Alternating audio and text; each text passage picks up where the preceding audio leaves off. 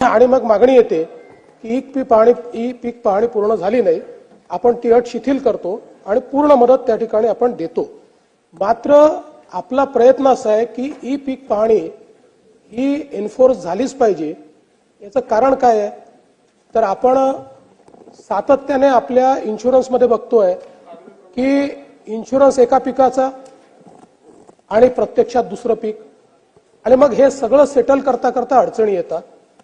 आपल्याला बीड सारखी एक घटना लक्षात आली की ज्या ठिकाणी सरकारी जमिनी आहेत, कोणी शेतकरी नाही, आणि त्या ठिकाणी त्यांनी इन्शुरन्स काढून टाकला आणि नंतर मग ते क्लेम करणार की आमचं त्या ठिकाणी पीक आलं नाही, ते नष्ट झालं। आणि म्हणून ई पीक पाहणी हा तेवढ्याकरता आपण कंपल्शन केलेलं आहे, कारण कंपल्शन केलं तर हळूहळू ती वाढेल। आता